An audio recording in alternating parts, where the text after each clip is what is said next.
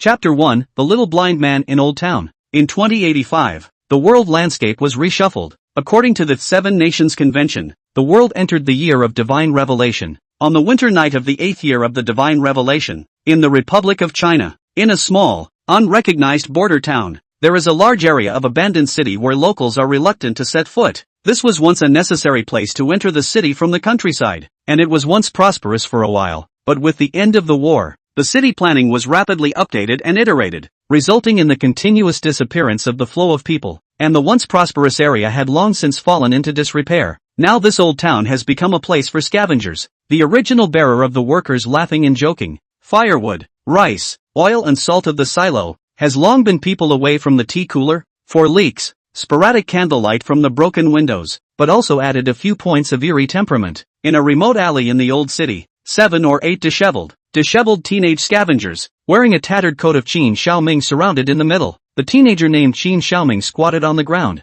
protecting a bulging small cloth bag tightly in his arms. Although his body was just as dirty and tattered as the others, his face was clean and clear. If not for the white gauze wrapped around his eyes, he would definitely be a handsome teenager. Only to see that the group of half-big boys surrounded the teenager whose eyes were covered with gauze in the center, their faces full of unsuspecting looks. One of them, the tallest boy with an old-fashioned face, playfully said to the teenager with ailments in his eyes, "Yo, Qin Xiaoming, you little blind man, have you struck lucky again today? You've actually gotten so much money from selling rags. That old man is really good to you. He keeps all the good stuff for you? You too would not be that, right? Ha ha ha ha ha." The boy said ruinous words while stretching out his rough right hand to heavily pat the teenager's head. As for the several surrounding boys who looked like little followers, they also laughed out in a very cooperative manner, pushing and shoving at the teenager, and their mouths were also full of curses and swear words. "Stinking blind man, freak, fatherless and motherless little thing. Boss, it seems like we don't have a father or a mother either. Asterisk asterisk asterisk asterisk off." The boy in the lead cursed the dwarf beside him, but then the more he thought about it, the more angry he became. For s sake, everyone is a fatherless and motherless bastard. Why does that old man favor you so well? What makes you a cripple better off than me? Hand over your pockets. The boy cursed more and more, reaching out and snatching towards the package that was held tightly in the teenager's arms. The teenager who had been letting himself be beaten and scolded finally spoke, his voice slightly anxious and pleading. Don't snatch. This is for Grandpa to buy medicine." The blood rushing to the head of the leading boy. Where will care about this? A hand will Qin Xiaoming pushed to the ground, the heavy cloth package in the hands to open a look. Face instantly showed a satisfied smile. Being pushed to the ground, Qin Xiaoming struggled to get up, his hands panically grabbing in all directions, almost crying out in anxiety. "Give it back to me, please brother Hayu, you give it back to me. Grandpa, he's really sick. I'll give you all the things I pick up in the future, okay? Please give these back to me first." Asterisk asterisk asterisk asterisk Q. Qin Xiaoming was directly kicked to the ground by this kick, fortunately wearing a still thick military coat and snow on the ground, so he was not injured. That old man should have been in the ground a long time ago. Because of his age, he teaches us a lesson every day. I've long seen that he's not good enough for me. That's right, an old rascal, love to die or not. Early death, early quiet. If it wasn't for that old thing adopting you and protecting you, we would have gotten you killed. It would still be your turn to live in such a nice house with 2 cripples, one old and one blind. To die, hurry up and die. Vicious words kept coming out from the mouths of these seemingly unadult children, more chilling than the wind in the snowy night. The eye-blind teenager named Qin Xiaoming was teased by a group of uneven half-grown kids pulling his hair, and his face was full of tears. His hands were frozen red and swollen and shivering in the snow. Suddenly, a hoarse and thick voice rang out in the cold night. "Hey, boys." The sudden appearance of the voice startled all the bullies. "Crap, where did the demon come from? Walking without a sound?" The circle of tall and short boys turned their heads in unison with frightened faces. A black-clothed uncle with a gray face and a lamp hanging from his waist was standing behind them with one hand covering his stomach. They had no idea when this uncle had appeared behind them. The leading teenager named Hayu had both eyes crossed and spoke with a crooked mouth. "Who are you, Grandpa? I'm warning you not to mind your own business. I am the little bully Hayu who will unify the old city sooner or later. If you dare." Don't uncle. Slap. Crisp slaps rang out. "Pain pain pain pain pain. Don't hit it, I'm wrong brother. Wrong, admit coward." The surrounding group of small followers looked at their spiritual leader with a face full of horror. But in an instant, he was picked up by the ears like a small chicken, immediately followed by 3 big ear posts, directly slapping in the always fearless brother Hayu's eyes. Snot and tears, wowed and begged for forgiveness, apologize to him, and then leave the things you robbed him. In the direction I pointed out, Open your legs and run 1,000 steps. If you dare to turn back or return, lousy break your neck. Do you hear me? The thick voice could not hear joy or anger. Understood, uncle, understood. We will absolutely not turn back. Under the lead of the tall teenager named Yu, a group of yellow-faced boys hurriedly and obediently put down the package belonging to the eye-blind teenager. Then they carefully picked up the confused teenager, and after apologizing honestly, they immediately scattered, running wildly in the direction of Mobuyu's finger, and none of them dared to turn back. The man in the thick black coat sighed deeply and looked back at the direction he came from, his brows locked deep. The blind teenager named Qin Xiaoming clutched his small cloth bag and slowly stood up. His already worn and leaking cotton military coat became even more tattered because of the commotion just now. The stout middle-aged man slowly took off the black tweed coat on his body and draped it over Qin Yangming's thin shoulders, an overcoat that was more decorative than practical for the man's current realm. The sudden touch seemed to startle the other party, and his entire body instantly tensed and scrunched up his neck. Thank you for your help, but I can't accept your clothes. The weather is too cold. You will get sick. Qin Yangming's voice was light, slightly warm and magnetic, sounding harmless, simple and kind, but the man's next words caused him to instantly tense up. His mouth pursed tightly. Don't pretend. Chapter 2 Life is like a play. It's all in the acting. You're a forbidden one too, aren't you? The man said a question,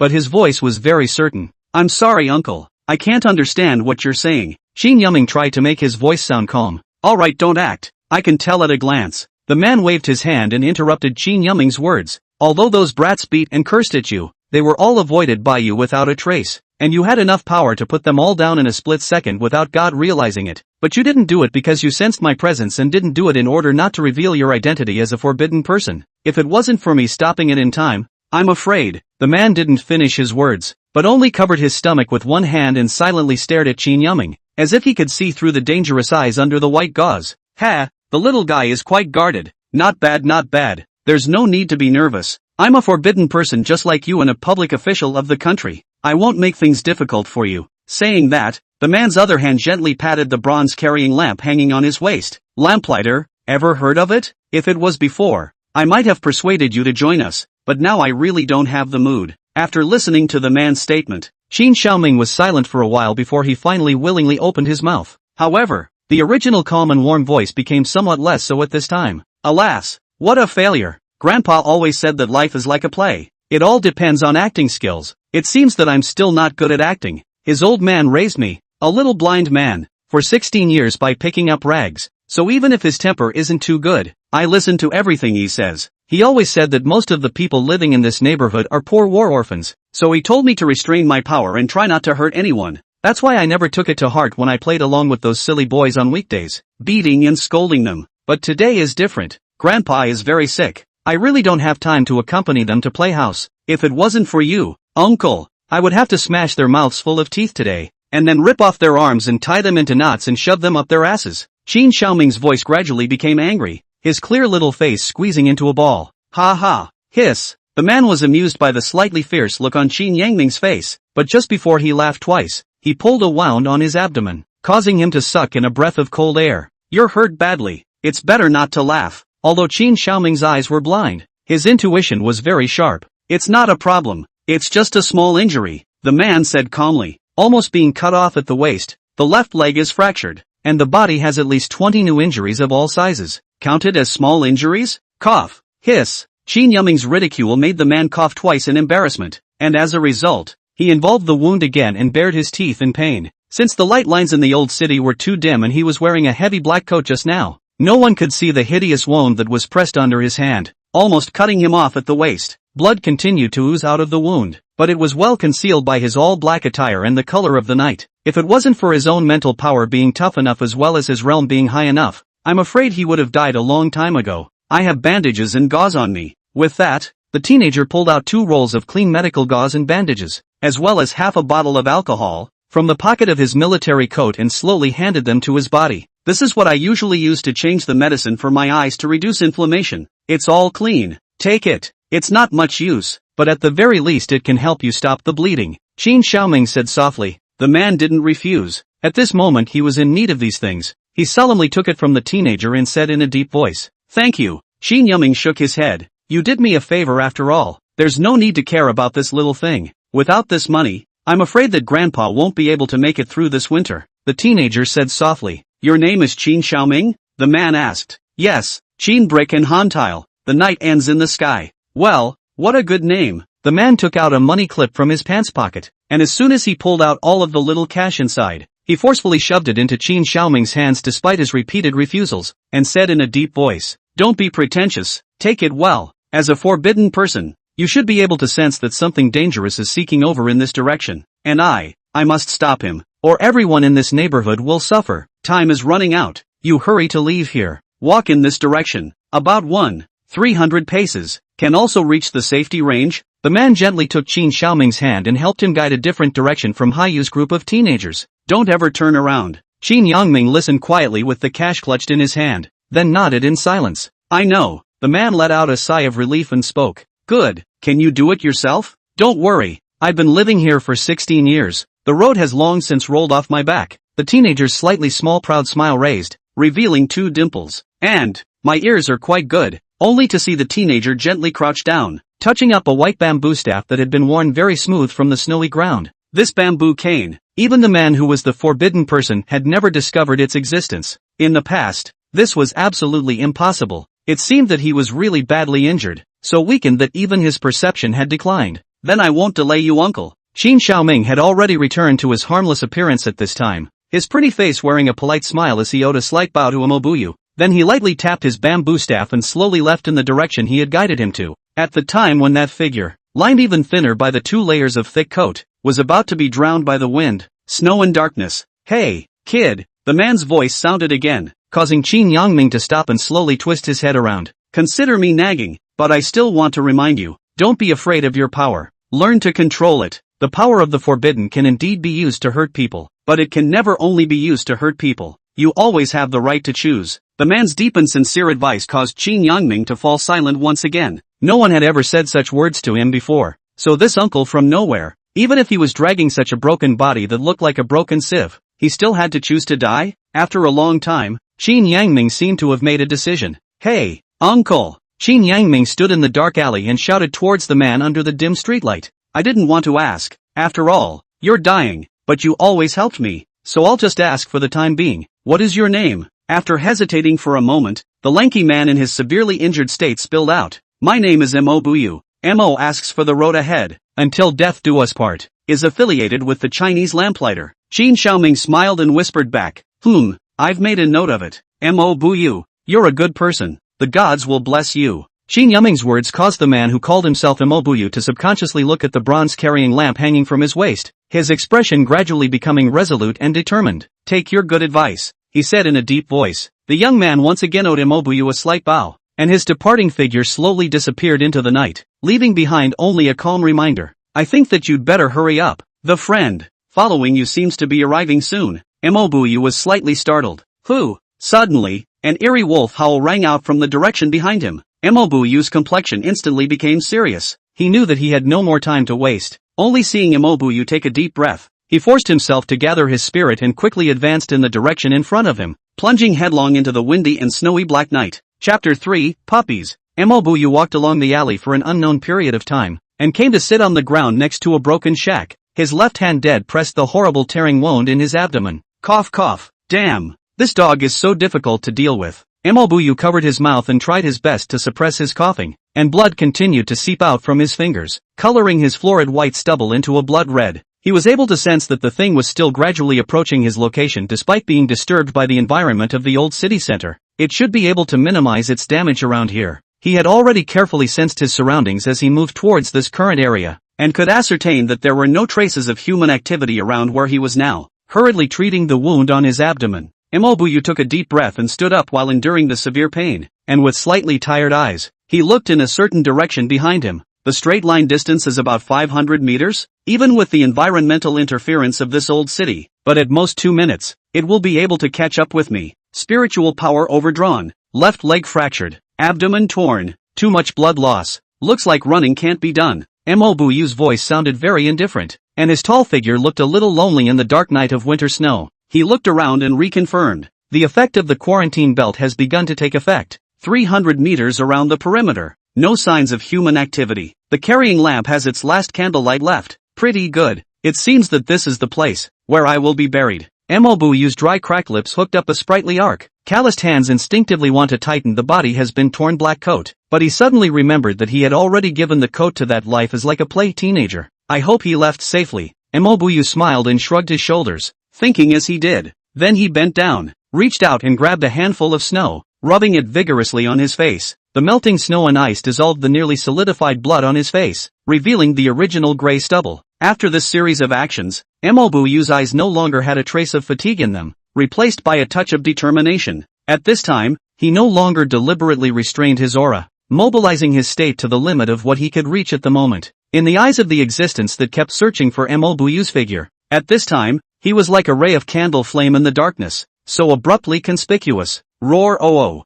In the snowy night where the lights were dim, a terrifying wolf howl came out, and in its voice was bloodthirsty excitement. It was followed by the roar of cracking masonry, collapsing houses, and the shaking of the earth. It was getting closer and closer to him. Mo-Buyu laughed contemptuously and spat a mouthful of bloody foam. Dog thing, old me will send you back home. This time, he only saw that he slowly removed the bronze-carrying lamp from his waist and raised it in front of him. Mo-Buyu's forehead was gently pressed on top of the carrying lamp. His expression was firm and pious, and his voice, slightly hoarse, rang out in the cold wind. As he had just sworn to join the lamp-bearer, he said, above the divine abyss, within China, walking at night with a lamp, there are no taboos. With a soft sound, the bronze lamp in his hand ignited without fire. The faint candle flame, as if it would go out at any time, stubbornly emitted light and heat. With the light of the candle, Mo-Buyu's state seemed to be much better. Even the hastily bandaged abdomen was no longer oozing blood. He carried the lamp with one hand, and the other hand probed into his pants pocket. From it, he pulled out a crumpled box of cigarettes. Just in time, the last one, only to see him skillfully removing the last cigarette with one hand and holding it in his mouth. His head once again moved closer to the lifting lamp. Sizzle! The faint candle flame lit the last cigarette. Mo-Buyu held the cigarette in his left hand and comfortably exhaled a perfect smoke circle. Then he gently squinted his eyes and looked in the direction where the smoke circle drifted away. At the time when the perfect smoke circle, which was fully burned by tar and nicotine and created by an old smoker with nearly 30 years of smoking experience and incomparably pure technique, was about to dissipate, a pair of ghostly green eyes appeared in Mo-Buyu's field of vision and were rapidly enlarging, accompanied by the trembling of the earth, and the bloodthirsty wolf's howl. Under the transmission of the silver-white moonlight, the terrifying figure finally revealed its true appearance. It was a giant gray wolf running rapidly, and its terrifying size was estimated to be no less than 3 meters if it stood upright. The gray wolf's limbs looked slightly uncoordinated, with the upper limbs being on the short side and the lower limbs being thicker and longer.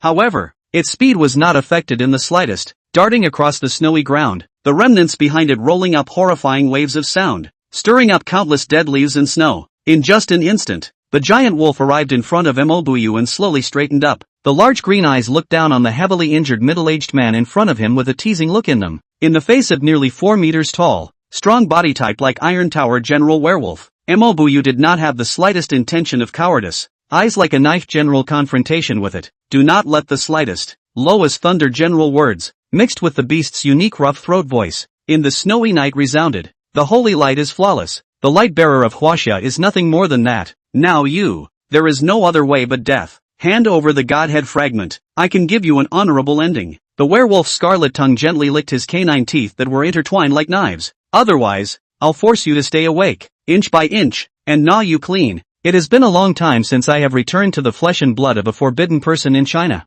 Tell me your choice. Lamplighter. The werewolf's voice suddenly rose, as if it were explosive thunder, attempting to shock Mo-Buyu's mind. But Mo-Buyu was as if he hadn't heard it, his mouth once again exhaling a perfect smoke ring, tilting his head and squinting his eyes, the crisscrossing wrinkles on his face slowly piling up, revealing a rather provocative smile. Are you done barking? Mo-Buyu quickly stuck a hand into the candle flame within the bronze-carrying lamp, and between the flashes of light, a pair of black finger tigers appeared in his hand, wanting a fragment of the godhead. No way. Lao Zi, this cigarette has already smoked half. Before the rest of this half is finished, we too. Either you die first, or I pull you to die together. Mo-Buyu hung the burning lamp back to his waist, and after wearing finger tigers with both hands, he raised his middle finger fiercely toward the other party and hooked his hand slightly. Come puppy dog. To the master. Arrogant. Roar dash. The small mountain-like tall werewolf raged, and the terrifying wolf claws that still had blood left in them swept instantly towards Mo-Buyu's head like a bushel. Mo-Buyu does not retreat. Seemingly heavy body but extraordinarily flexible and agile, the body quickly forward in a prone position, to avoid the harsh claws of the wolf, and in the moment about to touch the ground to stabilize his body, twisting the body to lift the arm, a wild straight punch blasted to the waist and abdomen of the werewolf. Chapter 4, Deathmatch. Werewolf pupils shrinking. Although he knew that the other party has been seriously injured, but he still did not dare to take this punch. He knows very well the remnants of the candle state of the lamplighter. Although the life is not long, but the strength is really some horror. If this punch is solid, even with thick fur and hardened muscle defense, at least half of his ribs will be broken. If he was caught in a passive situation, then the good situation that he had sacrificed countless means to force this iron fist unchanging, who was renowned within the lamplighters, into a desperate situation, would not be a lost cause. Werewolf's legs as thick as the beam suddenly stomped. Explosive force shook up the big cupped flying snow. His body shape shot out, and managed to dodge Mobuyu's iron fist. Rarely, one side of his waist, the original gnarled muscles were still injured by that violent fist wind, showing a twisted form, blood crumbling out, and that residual fist wind rushed up to the sky, mixed with a terrifying sonic boom, instantly dispersing the heavy snow in the sky, presenting a vacuum straight to the sky. TSK, the dog thing dodged to quite fast. Mobuyu smacked his lips and said, his tone laced with a hint of regret. Just now, this strike was a punch that he had been accumulating from the moment he stood up, in order to be able to attack the other party by surprise and strike them hard. However, the werewolf was really too cunning and cautious, so this punch failed to work. But it didn't matter, he still had time and power, though not much. It's time for the farce to end. Light bearer, even if you have temporarily touched the realm of the sun with the help of that lamp, but with your current state of overdrawing your life, as long as I dodge at full speed, it won't take long for me to consume you alive here. The werewolf grinned with a bloody mouth and said grimly, once you're dead, I'll have enough time and means to look for the whereabouts of the shard on you, and that barrier won't be able to stop me for too long. At that time, I will send everyone here to accompany you to fall into the underworld. The werewolf's provocative laughter echoed in the snowy night. A cold light flashed in Mobuyu's eyes. The muscles of his still sound right leg instantly bulged, and his entire body shot out like black lightning. Dog barking without end. Old man gave you face right. Roar. The werewolf only felt that Mobuyu's speed was more than 10 times faster than when they were just fighting. The whole person seemed to have arrived in front of him as if in an instant, followed by countless raging fist shadows. Bang bang bang bang bang. A grueling physical battle instantly erupted. The duo's clash did not know how many shacks had been knocked down, how many walls had been broken through. Every joint of the limbs had become their icy cold killing weapon. Every blow was full of naked killing intent.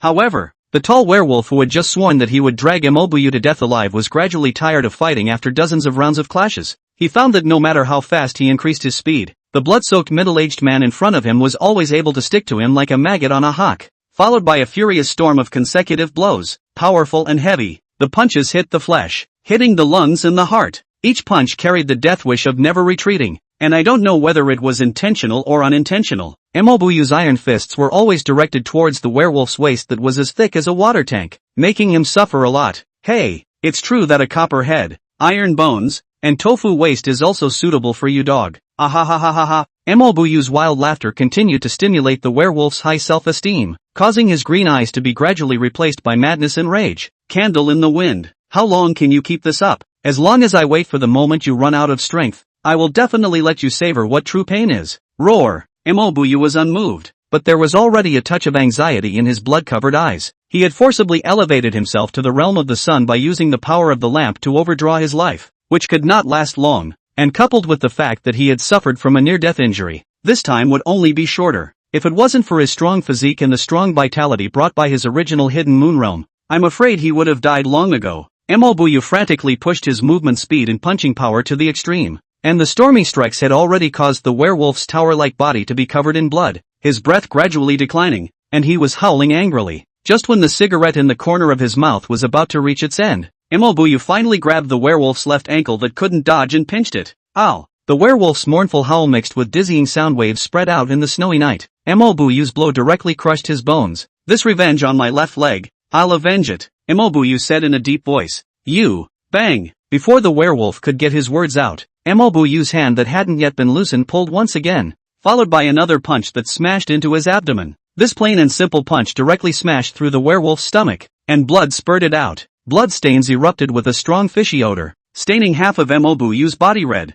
and at this time, the werewolf has been hit by this deadly punch to the point where he can't even make a sound. his limbs kneeling down with lax eyes, only his head against the ground trembling painfully. Spare me, that horrible vitality still makes it keep the last strand of vitality. Mo Buyu, who was about to run out of gas, spat out the cigarette that was almost burned out on the wolfman's head that was as big as a millstone, and tugged at the corner of his mouth. Belly this revenge. Old man also avenged. This last punch, send you back to the doghouse, said then once again raised the double fists wearing finger tigers, slowly adjusted the stance, began the final accumulation of power. In the bronze lamp on his waist, the candlelight was almost invisible, but Mobuyu's fist momentum had reached its peak. If this punch hit, for the werewolf who was looking miserable at this moment, it would definitely die. However, the werewolf's thunderous beast-like throaty voice sounded once again. Ha! The pitiful and arrogant light bearer. That punch just now, you should have hit the head. Mobuyu's pupils shrunk slightly, and an ominous premonition rose in the bottom of his heart. The werewolf's figure quickly shrunk in front of Mobuyu's eyes, and in the blink of an eye it returned to a human physique. It was a typical Western white man with brown hair and green eyes. His left ankle had been twisted, while the horrible bloody hole in his abdomen began to slowly recover. The price was that the originally robust figure began to become dry and pale. His eyes stared deathly at Mobuyu and smiled sinisterly to, "Light bearer, you don't have a chance." Forbidden Nix's drooping eyes. As the words fell, a flash of darkness, enough to drown everything, surged out from underneath this European man's feet, erasing the moon's light in just an instant. Mobuyu wanted to stop it, but he could no longer spare the strength, and could only watch as the darkness enveloped him. Engulfed in darkness, Mobuyu's face was covered in blood, and at this time, he no longer had any extra energy to speak, but could only close his eyes and spread out the little spiritual energy he had left, and his fists remained in a stance of storing up power. He knew deep down that this was his last punch, as well as the opponent's last counterattack. It must not be done rashly, but what his weak spiritual power perceived at this moment was nothing but darkness. Still darkness. Even the little bit of candle flame at his waist, he couldn't perceive it anymore. Under Nix's gaze, even the darkness itself will be drowned.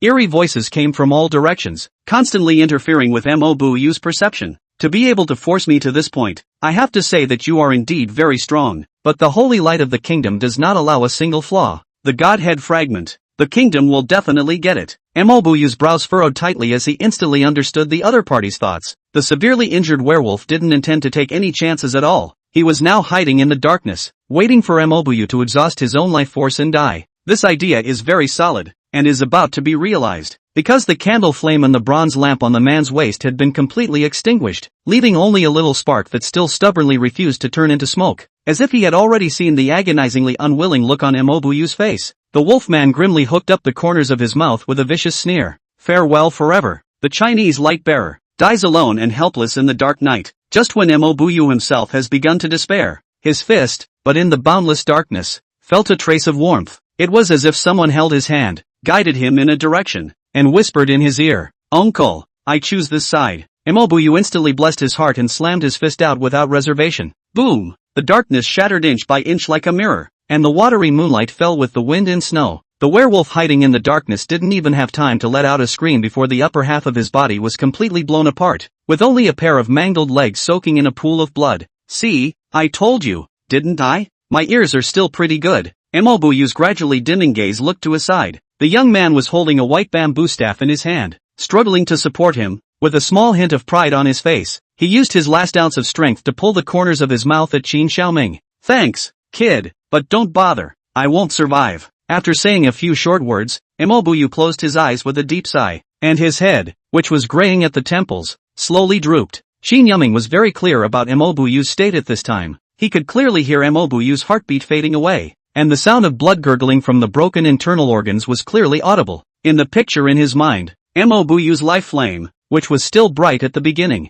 was rapidly dimming, but he still tried to use his thin body to support him, dragging his heavy steps, stubbornly walking slowly in a certain direction. "I told you, the gods will protect you. You are a good man. I don't want you to die. I'm going to beg Grandpa. I hope he is willing to save you." Shortly after the two left, next to the remnants of the werewolf's body that was gradually buried by snowflakes, a tall silhouette clad in a cloak appeared, stopping in the snow for a long time. An icy voice resounded from under the cloak. "The kingdom will commend your sacrifice. Poor Creel, my foolish brother. The mission you failed to fulfill. It is better to leave it to me. I will, for sure, get my hands on the shard of the Godhead. Swearing by the name of the Round Table, I will ensure that the kingdom's holy light is flawless. Afterward, That tall figure slowly followed in the direction that Qin Xiaoming and the others had left. Chapter 5, My Seriously Ill Divine Grandfather. Qin Xiaoming's thin body carried the unconscious Mo Buyu for who knows how long in the snowy night. Originally familiar route now due to the weight of Mo Buyu has become extraordinarily difficult, resulting in his feet slipping several times, almost fell over on the ground. However, Qin Xiaoming still clenched his teeth and held on, relying on the white bamboo staff in his hand to move forward a little bit. Finally, they arrived at an extremely remote and isolated corner of the old city. Here there is a still clean and tidy courtyard, 3 brick houses standing in character. In the middle of the hall, there is an old figure sitting on a chair, eyes closed to rest. Bang bang bang. Grandpa, I'm back. A familiar voice rang in his ears, and the old man slowly opened his eyes. There was a strange light flowing in his cloudy eyes, but it passed in an instant. The old man stood up and walked towards the courtyard door, muttering under his breath, "You have, after all, chosen this path. That's all." Creak. The heavy old wooden door was opened, and the old man with a head full of white hair peeked out from the door, glancing at Qin Xiaoming, then faintly swept a glance at the man he was carrying, as well as the bronze lamp hanging from the man's waist. "Didn't I tell you not to pick up something of unknown origin and come back?" the old man said in a cold voice. "Grandpa, this is not a thing. This is a person. Who is a good person?" The gauze covering Qin Xiaoming's eyes was wet by the sweat on his head, and he said while gasping for breath, The weather is so cold. Look at you, this sweat. Hurry into the house to scrub." The old man's body is not tall. Instead it looks a little thin and dry, but the momentum is sufficient, and his back is also straight. Just after he said that, he carried Mo Buyu, whose life and death were unknown, onto his shoulder with one hand, and with the other hand, he led Qin Xiaoming towards the main center of the hall. "It's okay, Grandpa. I can do it myself. I'll go ahead and boil the medicine I bought for you," Qin Xiaoming said softly, feeling a little strange in his heart. He was able to go out independently by relying on his white bamboo staff when he was 8 years old, and since then, Grandpa hadn't held him like this for a long time. Qin Xiaoming said with some hesitation. "Grandpa." The old man was silent, just walking forward. "Grandpa, is your body not tight? Can you save him? He helped me when Haiyu's group bullied me. Then he fought a monster from nowhere and protected many people. He said he was a light bearer. I don't want him to die. Can you save him?" The old man didn't answer Qin Xiaoming's words in time, leading him to the door of the hall, lifting the heavy curtains. The warmth and heat from the charcoal fire filtered out from the house. "Go in. The hot water is already boiling. Take a good bath." The old voice couldn't hear much emotion. "I will try to revive him, but there is one thing you have to understand. Even if I forcefully wake him up, with his injuries, he won't survive until tomorrow morning." Qin Xiaoming froze in place, his head lowered without knowing what he was thinking. The old man looked at the young man in front of him that he had painstakingly raised, one hand raised, wanting to touch his head, but still stopped. Qin Xiaoming raised his head and said softly, "I understand." The old man slowly nodded. "Good, quickly enter the house." Qin Xiaoming obediently and slowly walked into the house, while the old man carried Mo Buyu and turned towards the side of the side house. Inside the hall room, Qin Xiaoming relied on his keen perception and the memory he had developed since childhood to skillfully walk over to a large iron basin and sit down next to it. The iron basin was full of hot water and still had warm white smoke rising from it. Qin Xiaoming neatly folded the coat he had taken off, and after calming his emotions a little, he removed the already wet gauze from his eyes, revealing his tightly closed eyes. His eyelashes were long, and so were his eyes, with the ends of his eyes going somewhat slightly upward. If opened, they should be a pair of heroic Danfeng eyes. The shape of his eyebrows was also very good-looking, with thick and well-defined eyebrows. He touched the towel on the side and after fully moistening it in hot water, he very carefully wiped the sweat from his eyes and face. After applying the hot compress for a while, Qin Xiaoming took off the clothes on his body one by one, revealing his somewhat thin body, and began to wipe it off. His skin was very fair, especially after wiping it with the hot water prepared by the old man. It was actually vaguely jade-like, since Qin Xiaoming could remember. Scrubbing his body with the hot water prepared by the old man at night was his daily routine. "I remember when I was little, I followed my grandfather out to collect things to sell during the day, came back and practiced some legwork in using the bamboo cane, and then came to the house at night to scrub my body. At first it would still be hot and wow, then I got used to it, and although it was hard work, I slept peacefully every day, but in the last few days, I've always felt that I've been sleeping a bit uneasily." Inside the side room on the left side of the hall, the old man casually threw Mo Buyu on the ground, while he himself sat on a side chair. He looked at the man on the ground who was the equivalent of being buried 99% in yellow soil, his eyes bright and dark. "It's better to simply let you die like this, and save him from suffering all those pains in the future." After thinking for a long time, the old man finally sighed deeply, his body seeming to become even older. Alas, that's just it, since it's the path he chose himself. Anyway, it's necessary to let go after all. After the old man made his decision, he did not delay any longer, and the nail of his right thumb slashed across his index finger. A drop of blood squeezed out from the tiny wound. With the current state of this remnant of his body, if he were to receive my blood, I'm afraid that he would instantly burst into flames. The old man turned his gaze to the bronze lifting lamp at Imobuyu's waist, looking at the black candle inside the lamp and narrowing his eyes slightly. Ha! He inexplicably laughed. Thanks to you guys for coming up with this kind of interesting method. After saying that, he gently flicked the blood from his fingertips into the bronze lamp. As if the drop of blood possessed spirituality, it precisely dripped onto the wick of the black candle. In the next second, the bronze lamp blazed with light. The warm yellow candlelight gradually wrapped Imobuyu's body, seeping into his wounds and repairing his broken body. The skin, which was already gray, gradually regained its blood color. After an unknown amount of time, the eyelids of Imobuyu's tightly closed eyes began to tremble. The old man drank softly under his breath. Don't wake up yet. The old man's voice seemed to have a divine quality, and in the next moment, Imobuyu's eyes snapped open. The blank look didn't last long. Only when he twisted his head to look at the skinny old man sitting on the chair beside him, Imobuyu's pupils instantly tightened. In the hall room, after scrubbing his body and washing his hair properly, Qin Xiaoming skillfully took out some worn but clean clothes from the cabinet and changed into them, and took out a new gauze and alcohol, wrapping white gauze around his eyes once again. Just as he was drying his hair with a towel, a loud bang came from the direction of the side room. Qin Xiaoming was startled and hurriedly put down the towel, touched up the white bamboo staff and quickly walked outside. He lifted the heavy door curtain and relied on his spiritual power to sense the situation in the courtyard. A vague outline slowly appeared in his mind. Imobuyu's awakened body was like a cat with fried hair, standing bowed in the snowy courtyard, staring dead at the old man who had stepped out from the house in front of him, cold sweat already wetting his back. Qin Xiaoming was first delighted, then suspiciously shouted in Imobuyu's direction. Hey, what are you doing, uncle? Grandpa saved you with great difficulty. What kind of show are you putting on? At this time, Imobuyu had only just noticed Qin Xiaoming's presence, and he shouted sharply. You stupid brat! Do you know his identity or not? This is the grandfather you said was seriously ill? On whose seriously ill old man? There's actually the aura of a god, or the breath of a living god. But what made Imobuyu even more difficult to understand was that Qin Xiaoming's expression didn't change a bit at all after hearing this. Instead he said with a calm face, I know but uncle, have you forgotten? Life is like a play. It all depends on the acting skills. I said, the gods will protect you. If it's not the gods, how can they save you? Chapter 6, Conversation. Imobuyu was very broken at this time. He now has no time to think about why in such a remote town there is a living god living here alone, and also adopted a blind boy. He wanted to scold Qin Xiaoming, this little blind man, unkind. Home obviously live a living god, but said what seriously ill grandfather. But he didn't dare to speak, because the old man who came out from the side room is staring at him with narrowed eyes. Imobuyu's cold sweat was dripping. If it wasn't for his own quality being high enough,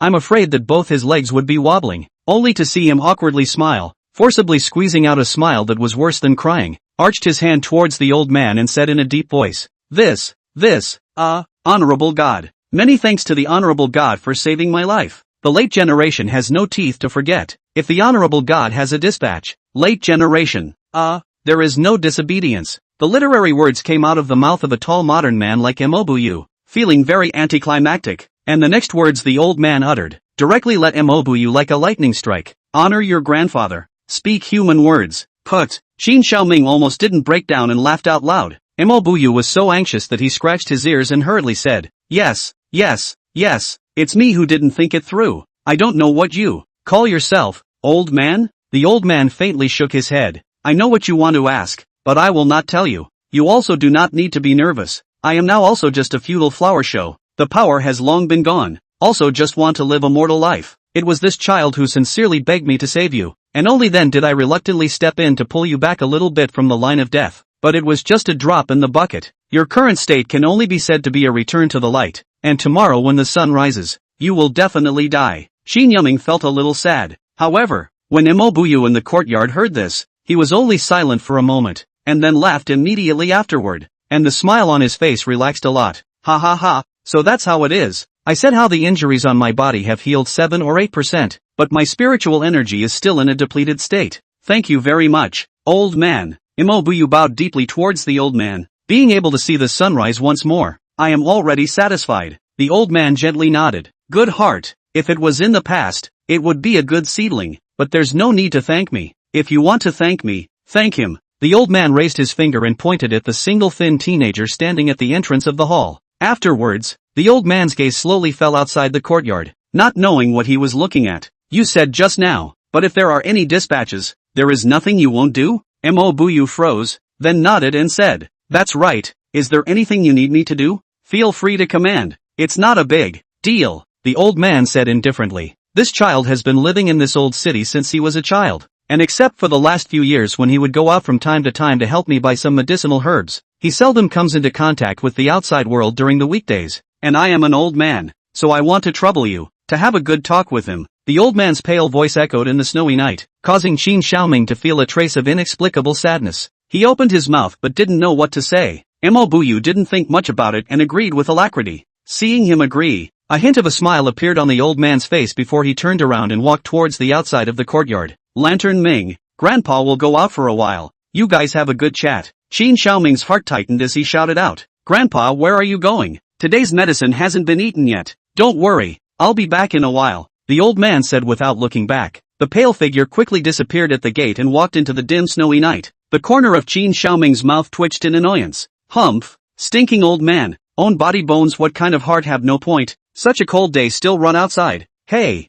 uncle, don't just stand there, go inside, it's warmer. Mo Buyu smiled and nodded. Good, in fact, I also have some things that I want to talk to you about. When Mo Buyu walked into the hall room, Qin Xiaoming refused his help as the host family moved two small benches from the corner, set them next to the charcoal stove, and invited him to sit down. The two of them sat on the small benches, and 3 pieces of groundnuts were being roasted on the charcoal stove in front of them. Qin Xiaoming was the first to speak, some apologies in his voice. I'm sorry, uncle, I clearly said I would save you, but Mo Buyu didn't care much. His eyes kept staring at the fire of the groundnuts and said with a big grin, hey, what kind of apology? If it wasn't for you, I would have been alone and cold in the snow. How could I still be baking groundnuts to eat in this warm house? Ha ha ha. He gently patted Qin Xiaoming's shoulder and said solemnly, thanks, really. Immediately after that, Mo Buyu said with a puzzled face, I heard what you just said, as if that old man was really sick. Do gods get sick too? Qin Xiaoming gently nodded and then shook his head, confusing Mo Buyu. It's not Grandpa who is sick, it's Grandpa's body that's sick. Mo Buyu fiddled with the groundnut, and although he was puzzled, he still listened quietly. Grandpa said that he is nothing more than a wisp of residual soul that borrowed this body, and that it will eventually slowly decay and dissipate. In the last few years, Grandpa's body has even aged rapidly. His qi and blood are getting weaker and weaker, and his spirit is not as good as it used to be. That's why I often go out and buy some qi and blood tonic medicine to boil for him to drink. But the effect is also getting worse and worse. Mo Buyu's eyes widened as he listened carefully to the teenager's words. According to Grandpa, before he hosted his residual soul on this body at that time, the owner of this body had already passed away. Some of the memories that remain are fragmented, only knowing that the original owner's surname was Qin, called Qin Jinhui. Immediately after that, it wasn't long before he found me in swaddling clothes. He himself didn't know what he was thinking at the time, and ghostly carried me back, and kept me by his side, teaching me many things until today. And I still remember that Grandpa told me that sooner or later I would run into a man carrying a lamp, and he told me to be careful not to be abducted by that man. So at that time when you said you were a lamp bearer, I actually really thought you were a human trafficker. Qin Yuming raised his head and looked towards Mo Buyu with a subtle expression. The Lamplighter is a formal organization, right? Mo Buyu had nowhere to say, his mouth full of expletives, only speechlessness. I thank his old man. At first, Mo Buyu was still shocked to listen to the Qin Xiaoming's narration, living like a melon eating masses. As a result of hearing the back of this flavor seems to be more and more wrong. Lousy is the hall of the light bearer. Experienced 20 years of war baptism of the war hero. In the eyes of that old god, how did Mo somehow become a trafficker of minors? Mo Buyu helplessly laughed, took 2 of the just ready roasted groundnuts off the charcoal stove, huffed and puffed and peeled the skins, then bit down hard on a large mouthful, revealing a very satisfied look. Then he handed one of them to Qin Xiaoming's hand. Fragrant and sweet, quickly eat it while it's hot. Qin Xiaoming took it and said thanks, not rushing to eat it, but skillfully finding a clean towel. He wrapped the one remaining groundnut on the charcoal stove tightly and tucked it into his bosom. Keep this for Grandpa, eat it when he comes back. It was already the latter part of the night, and the snow was getting heavier and heavier. On a wasteland not far from this small courtyard, 2 figures were facing each other in the snow. Qin Jinhui's aging body was straight, his aura was like a dragon. Opposite him stood a tall figure clad in a cloak. The old man spoke softly. Little girl, I'll give you 2 choices. The tall figure was silent for a moment and slowly said, "Tell me." The voice sounded calm, but there was a trace of imperceptible fear. She was at the peak of her condition at this time, much better than Imobuyu, with her mental energy as exuberant as the blazing sun. Therefore, she was more able to appreciate just how terrifying the old man in front of her, who appeared to be in a state of qi and blood decay, was. Just by standing there, he made the hairs on his body stand up. Even his hand, which was always unwavering in its usual grip on the sword, couldn't help but tremble a little. She knew very well that if she made a rash move, the battle would only be resolved in an instant. Other than death, she could see no other end for herself. Qin Shenhui didn't lash out, only lifting his right hand and slowly raising two fingers. The first choice: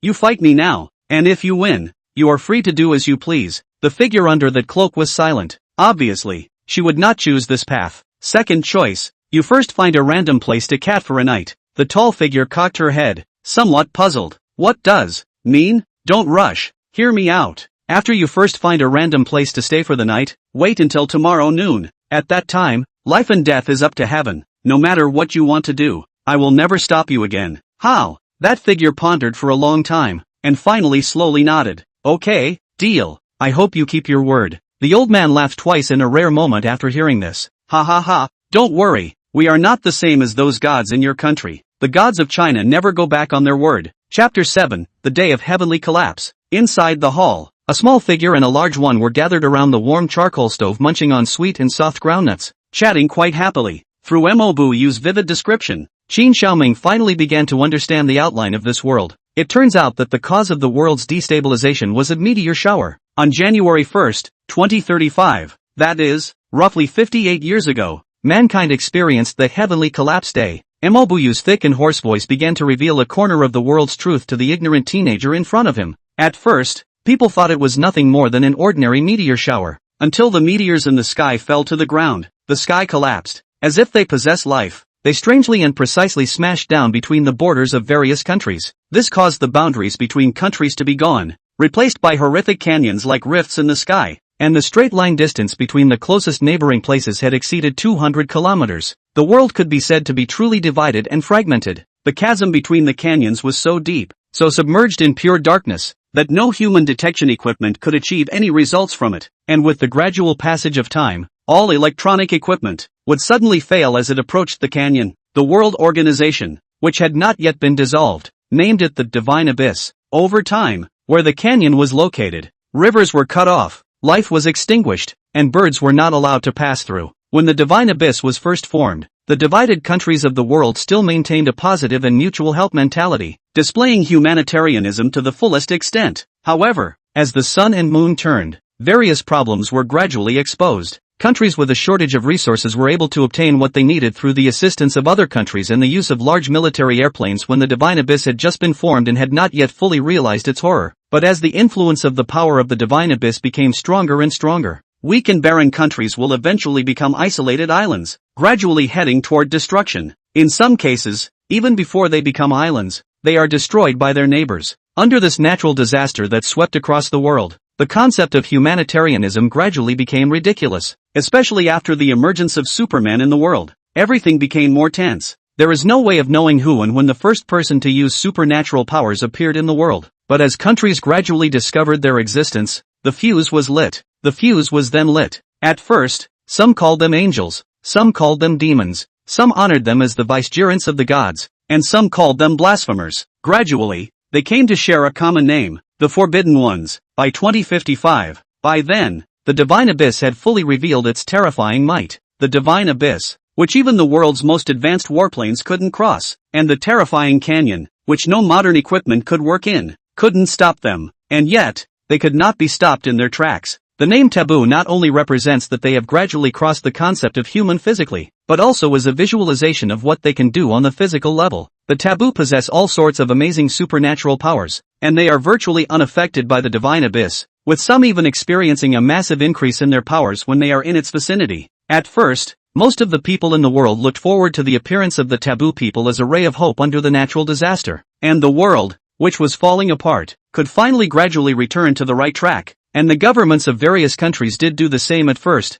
they formed and dispatched teams of taboo users with the ability to cross the divine abyss, and slowly restored exchanges in communication with neighboring countries. But just when everything was moving in a good direction, the taboo, the fuse that controlled the future direction of the entire world, finally reached its end. The gunpowder called war was ignited. The year 2059. A taboo team dispatched by a superpower was crossing the divine abyss to visit an agricultural country neighboring the southern part of the country for an exchange visit. A member of the team was framed by the country's anti-taboo organization and died. The remaining 4 members of the taboo squad immediately fought back in self-defense. In just 3 hours, the terrorist organization was completely eliminated, and the head of the organization's leader was hung above the iconic building in the country's capital. At the same time, on behalf of their country, they declared war on that country. When the information of the declaration of war had just reached the table of the governments of various countries, the war had also ended. Before this war, the general perception of the world was, the individual power of the forbidden person was extremely strong,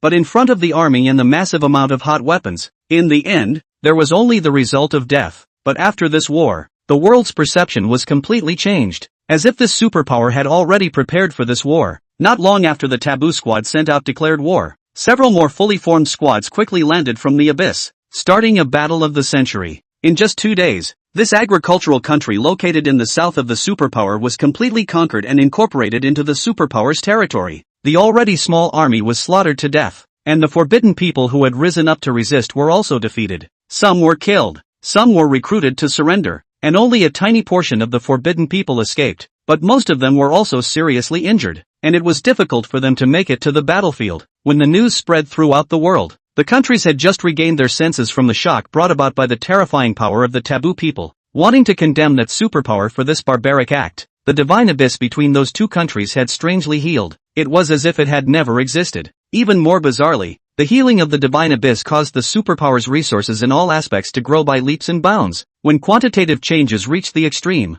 qualitative changes would occur. The explosion of resources created more forbidden people for the country. December 25, 2059. This superpower announced to the governments of the world that the country had officially changed its name to the Catholic Free Federation. The explosive intelligence that ensued caused the world to fall into a suffocating silence. And this silence did not last long. The expected condemnation and protests did not come. On January 1, 2060, the 30th anniversary of the day of the sky crash, humanity entered the era of the divine war. At this time, the number of remaining countries in the world, according to incomplete statistics, is 79. Most of them were resource-rich countries that were basically self-sufficient. But after that day, nearly half of the countries drew their swords, declared war on their neighbors, and suddenly attacked. And without exception, the participants were all taboo. Some were resource-poor countries fighting to the death for the survival of their own countries, while others were fighting for the ambition of world domination. There were also some that used the banner of the gods, claiming that their countries were following the revelations of the gods and fighting for the sake of the world. What seemed like absurd and ridiculous behavior.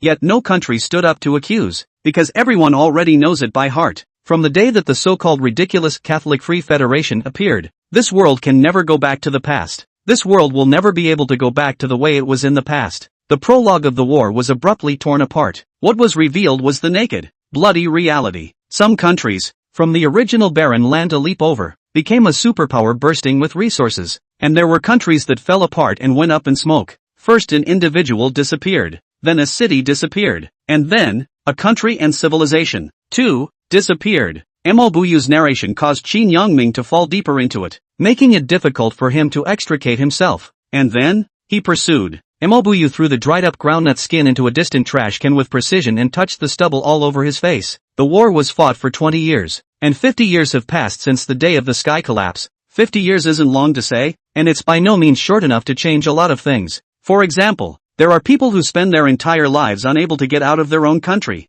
and can only glimpse a part of the old world from the mouths of their fading elders. For example, of the 79 countries that once survived the day of the sky crash, today, only 7 intact. Strong countries remain. The rest are nothing more than small countries that have become dependent on them. Qin Yangming curiously opened his mouth and asked, "Which 7? Chapter 8. Are you playing me?" Hearing Qin Xiaoming ask the question, Buyu's eyes gradually became serious as he said in a deep voice, 20 years of war has caused these 7 countries to gradually create mottos that represent their own country's creed. When you walk out of this old city in the future, if you encounter foreigners, you can rely on these mottos to differentiate their identities, which are, Freedom never fades, Catholic Free Federation. Martial luck prosperous Amaterasu Daigo Shungwa. Holy light immaculate Kingdom of Oedipus. Glory dedicated to the Emperor Nergara Empire. The Raven unites you and me the Nordic allies. Brahma watches over the world, Holy Peacock Dynasty. Qin Yuming listened attentively, then wondered, there's one more, how come you didn't mention our country's motto?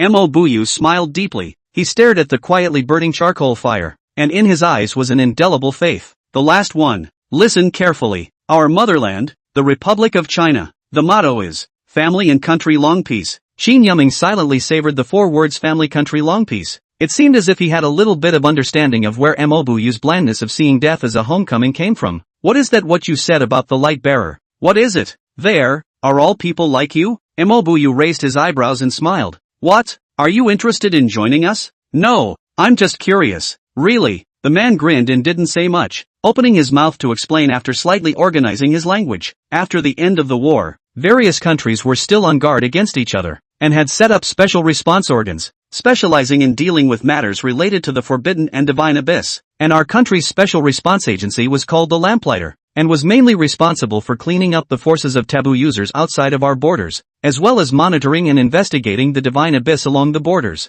That year, with the end of the war, each of the 7 countries sent emissaries to sign a series of peace treaties in the center of the widest and most powerful divine abyss known to mankind today, for the era of the divine war, to draw a complete end. Can a complete war really be a complete end? And where did that werewolf come from? Qin Yuming keenly perceived some problems. Of course the war can't end just like that. Left is only a shift from large-scale battles in the open to secret exchanges. 20 years of war. There's just too much hatred and conflict that's hard to wash away. Moreover, ever since it was known that the Forbidden One was able to cross the divine abyss, the exploration of the divine abyss by various countries has never stopped. Decades have passed, and our understanding and exploitation of the divine abyss has deepened. This has triggered even more conflicts. Speaking here, Mo Buyu's gaze slowly looked at Qin Xiaoming's face filled with curiosity. I don't think that divine grandfather of yours has told you that there is something underneath the divine abyss, either, right? Qin Yuming couldn't help but get some goosebumps when he felt Mo Buyu's somewhat solid sight and the mysterious meaning revealed in his words. He gently shook his head. Never said that. After decades of exploration and paying an unimaginable price, mankind has finally made a breakthrough and amazing discovery. Mo Buyu said word by word, beneath the divine abyss, there are countless wrecks. Those wrecks, after being perceived by the eternal realm forbidden people, were recognized as the wrecks of gods, countless remnants of gods. Mo Buyu calmly narrated, but it caused Qin Xiaoming's sweaty hairs to nearly stand up. That means, that meteor shower that caused the divine abyss to appear was actually caused by the fall of the gods? Mo Buyu slowly nodded. After many years of research and investigation, the 7 nations have basically agreed on one thing, and that is that, the gods are dead, and the remains of those gods were later collectively referred to as God's skeleton. That's why I was so out of it the moment I woke up and saw your grandfather. Mo Buyu touched his nose in some embarrassment. After all, I have never heard of or perceived a living god. But Qin Yuming didn't mean to make fun of him, and just listened attentively to what he told next. Later on, after the countries had gone through research at all costs, they also discovered another use for the god's skeleton. Saying that, Mo Buyu gently patted the bronze lifting lamp that was burning at his waist. Divine skeleton refining. In the next few moments, Mo Buyu could be said to have unreservedly told Qin Xiaoming everything he knew about this world except for the secrets that must never be leaked. It was like an old teacher who was about to retire and wanted to impart all his knowledge to his student. And Qin Xiaoming was also like a very good student, crazily learning the knowledge of this world. The two were caught in such a peculiar state, chatting furiously. Alright, I've told you everything I can about what you want to know. Mo Buyu felt that his voice was about to go up in smoke as he got up and searched for the kettle to pour himself a cup of water. Gulping it down into his stomach, after sitting back down on the bench, he noticed that Qin Xiaoming still seemed to be immersed in the wonder and shock of having just realized the full extent of this world. So he gently patted him on the shoulder and grinned.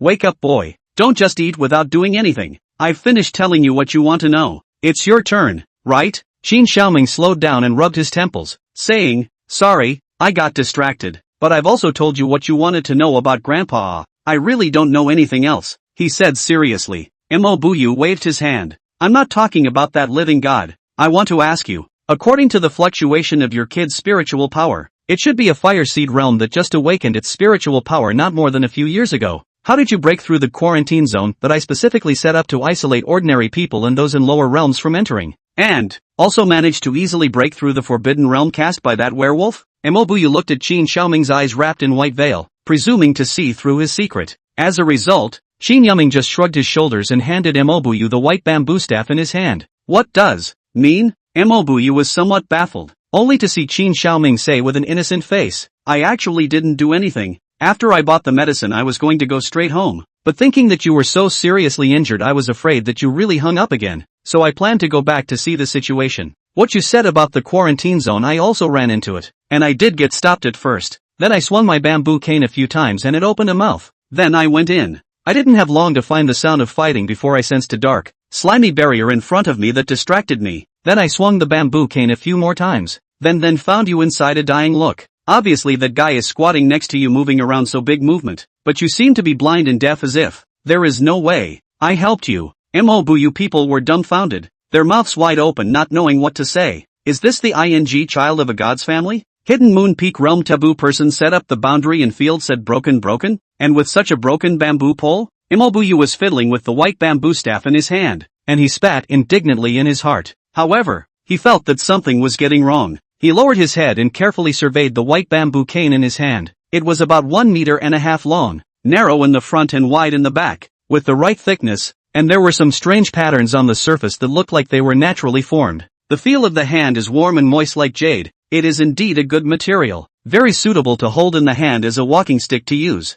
The only thing that is special is that this white bamboo cane's bamboo joints compared to the general bamboo, slightly appear a little thick and prominent, put farther to see, but some like the spine of some kind of creature. Mobuyu's pupils gradually dilated, stiffly turning his head to look at the still simple and ignorant Qin Xiaoming. You call this thing a bamboo staff? Yeah, this bamboo staff was a gift from Grandpa when I was 7 years old. I've been using it until now. What's wrong? Mobuyu held back a mouthful of old blood not to spit on the teenager's face. Bamboo, your grandpa's staff. This mother asterisk is a god's skeleton. It's a piece of that can't be found in the 7 kingdoms without any wear and tear or loss of divinity. A perfect divine skeleton. Qin Yuming, Chapter 9 not good. It's going to grow eyes. Mobuyu looked at the innocent face of this little blind man in front of him and gave a gasp of laughter as he helplessly said, as I told you just now, in the series of conventions signed by the 7 countries, the realm of the forbidden person is divided into 7 levels based on the strength of their spiritual power. They are Spark, Secret Silver,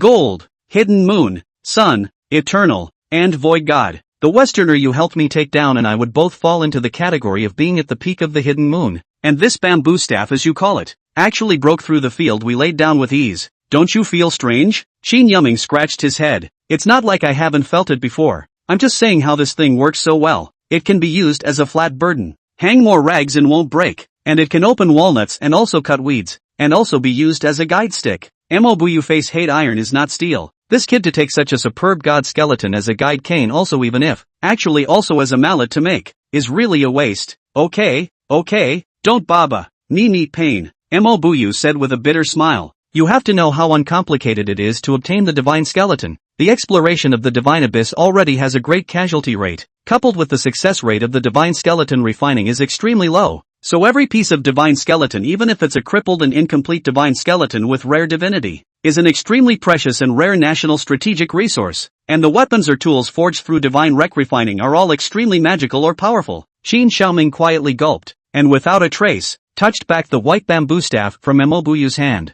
Mobuyu said excitedly, in the outside world, we have to fight over a piece of broken god skeleton. I'm afraid you're the only one in the world who possesses an entire perfect grade divine skeleton that hasn't been processed and refined yet. Damn it, why don't I have a divine ancestor? Just as Mobuyu was sighing in despair while Qin Xiaoming was laughing like a ruffian, an old voice rang out abruptly from behind the two of them. Oh, it's not impossible for you to kneel down and kowtow to me a few times now. Mobuyu catapulted up from the bench, almost knocking over the charcoal stove in front of him. Old sir, when did you come back? Ha. Your legs are really sharp. Mobuyu gave a thumbs-up compliment with a sarcastic smile. Qin Xiaoming was calm, as if he had long been accustomed to the divine presence of his immortal grandfather. He carefully pulled out the tightly wrapped groundnut from his bosom and handed it in Qin Jinhuai's direction, saying softly, Here, Grandpa, roasted just right, it's still hot. The old man's ancient, wave-free face rarely raised a hint of a smile, and after receiving the still warm groundnut, his pale hand no longer hesitated to pat Qin Xiaoming's head this time.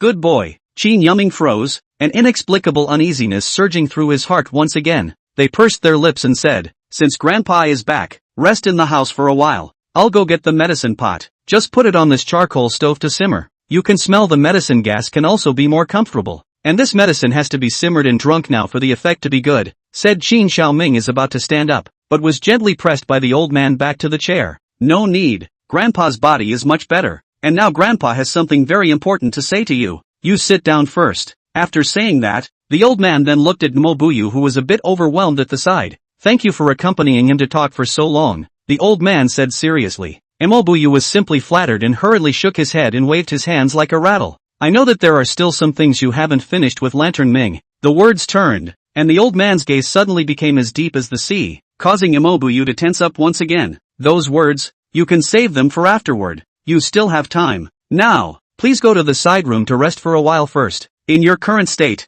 your emotions should not fluctuate much, otherwise it will speed up your fading. Mobuyu looked to his waist, and sure enough, the candlelight in the bronze lamp had dimmed slightly compared to a moment ago. He nodded slowly towards the old man, and after greeting Qin Xiaoming again, he turned around and walked out of the hall. Inside the warm room, only the grandparents and grandson who had depended on each other for 16 years remained. The old man sat down on the bench where Mobuyu was sitting before and quietly looked at Qin Xiaoming. Looking at this child that he had brought up from a young age, he had already grown from a little wretch in swaddling clothes into a well-groomed and clean-cut young man. He felt a great sense of fulfillment, even more so than back then when he had slayed the gods in their melee. But it was time for this unexpected journey to come to an end. Whether it was this wisp of his residual soul or this physical body that he was hosting, it had already reached its limit. Before he was about to reach the end of the line, he had to try to do everything that needed to be done, because although he had already reached the end of the line, this child, however, had only just reached the starting line. The old man's gaze fell on Qin Yuming's eyes that were wrapped in white gauze. Qin Yuming was stared at by his grandfather with some hairiness, while the uneasiness in his heart grew stronger and stronger. Just as he wanted to open his mouth to ask, the old man's pale right hand suddenly pulled off the gauze from Qin Yuming's eyes,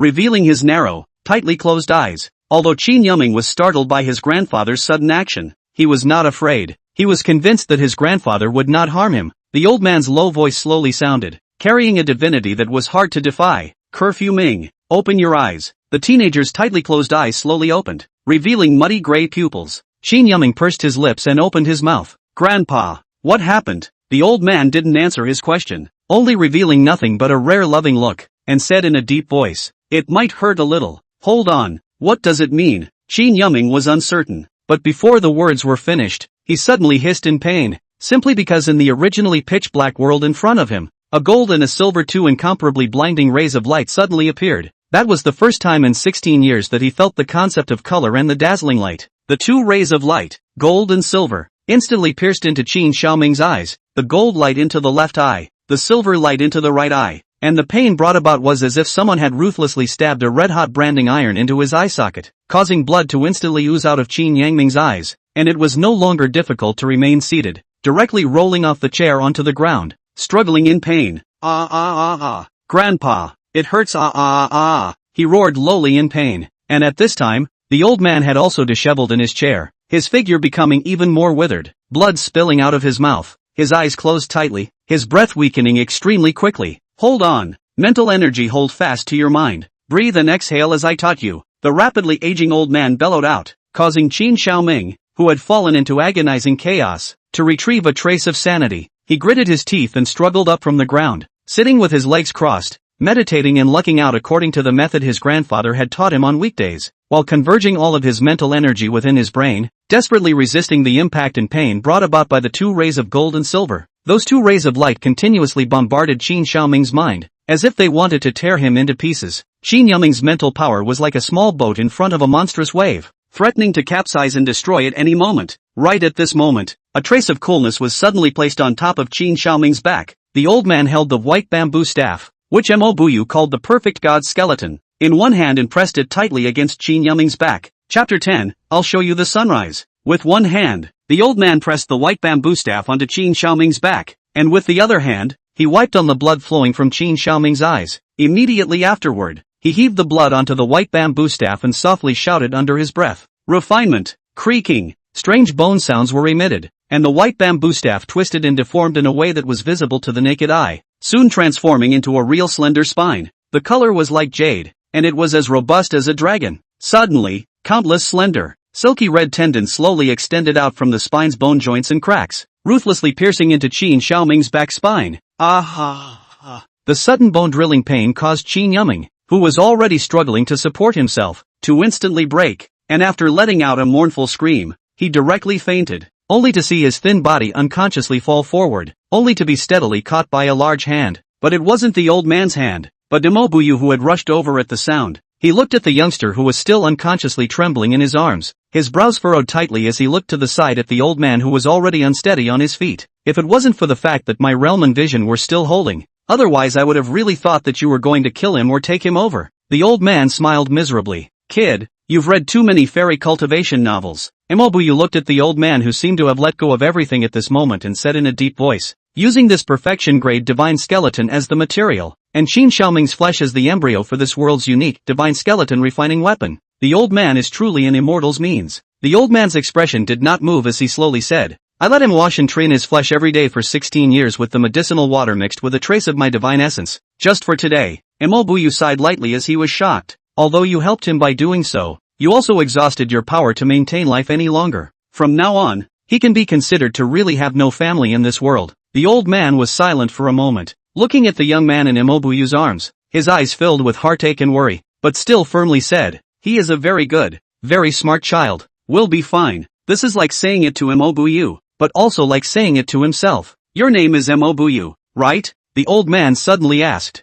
Imobuyu hugged the trembling teenager and nodded heavily. Right. The old man has something that he wants to request of you. Imobuyu froze. Grandpa, I am also dying.